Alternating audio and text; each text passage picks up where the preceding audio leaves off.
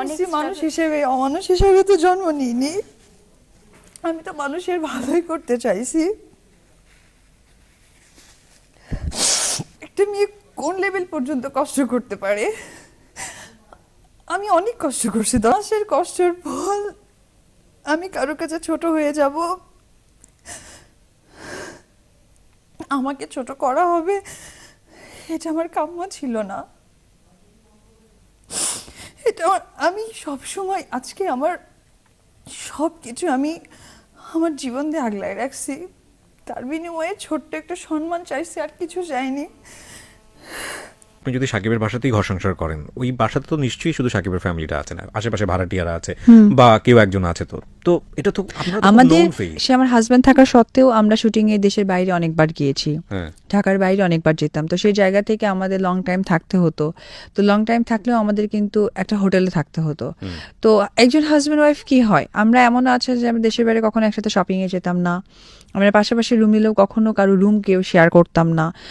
এই যে ব্যাপারটা, এবং সেটে গেলেও যে খুব আহামরি গল্প বা তার প্রতি আমার অধিকার ফলানো বা সে আমার প্রতি অধিকার ফলানো তা না।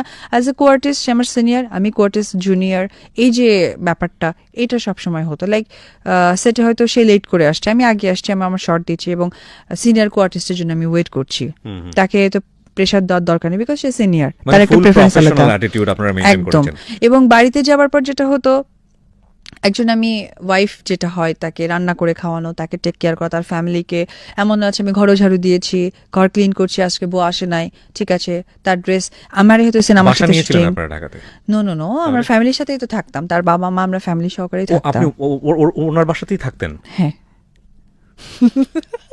এতটা হাইড অ্যান্ড সিক হয় কিভাবে বাংলাদেশের মতো একটা জায়গায়, এত ডেনসিটি পপুলেশন আমাদের? ভাইয়া আমি একটা কথা বলি, এটা আমাদের ভুল মেন্টালিটি। বাংলাদেশের জায়গায় মানে কি সবকিছু বের হয়ে যাবে? নো, বাংলাদেশের মানুষ সবচেয়ে ভালো অন্যান্য দেশের থেকে।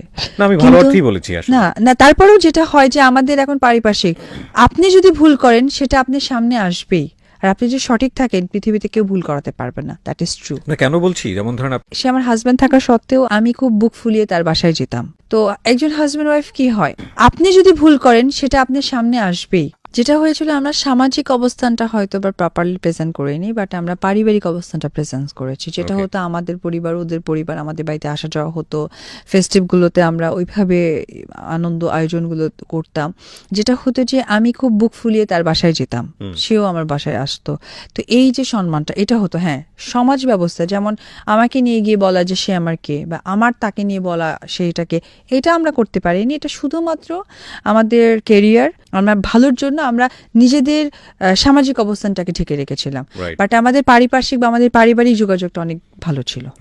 ওই যে একটা কথাই বললাম, আমি অনেক বেশি কনজারভেটিভ, লাইক বা কেউ একজন আছে। তো তো এটা তো আমাদের না, একটা কথা হচ্ছে যে আমাদেরকে ওরা হাইড করতো একটা সময়, কারণ আমার ভিতরে এত বেশি ভদ্রতা নম্রতা দেখেছে যে আমরা যদি দুটো কথা বলি হয়তো তারই ক্ষতি হবে। আমার ভদ্রতার জায়গা থেকেই তারা আর কখনো বলেনি। কেন দেখবেন, আমি বাসায় যাতায়াত করতাম, আমার পাশেরও তো বিল্ডিং ছিল, দারোয়ান ছিল, নিচে 4-5টা হয়তো বা ড্রাইভার ছিল, বা যে বাসায় আমি 9টা বছর কন্টিনিউ যাতায়াত করেছি সেখানকার এলাকার লোকজন ছিল, বাট আমার ভদ্রতার জায়গা থেকেই তারাই কখনো চাননি যে তাকে নিয়ে দুটো কথা বলি। বিকজ দুটো কথা বলা মানে আমরা এমব্রেস ফিল করা, এবং এমব্রেস থেকে বলার কথা আদৌ আমরা স্বীকার করি, তখন আমার নিজেকে ছোট করা।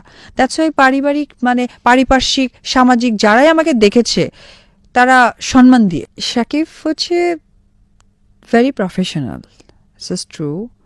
সেটা হচ্ছে যে সিনেমাটাকে অনেক বেশি ভালোবাসে, ক্যারিয়ারকে। কারণ আমি যতটুকু কাছে থেকে জেনেছিলাম তার ক্যারিয়ারটা অনেক বেশি সুন্দর ছিল না, মানে তার জীবনে অনেক দুঃখ কষ্ট নিয়েই সিনেমার ক্যারিয়ার গড়তে হয়েছে। একজন শাকিব খান একটা সেটে বসে আছে, তাকে একটা ড্যানিশ জুসও কিনে দেওয়া হয়নি, তাকে দূরে দাঁড় করিয়ে রেখেছে। তো এই ধরনের ট্র্যাজেডি তার ভিতরে ছিল, এবং সেইখান থেকে তার কাছে মনে হয়েছে যে আমি একজন টপ অফ দ্য ওয়ান হয়েই দেখাবো। তো তাকে একটা বিস্কিট কিনে দেওয়া, একটা বিস্কিটের দাম কত, 10 থেকে 15 টাকায়, সেটাও তাকে কখনো অফার করা হয়নি। তো সেই জায়গা থেকে সে তার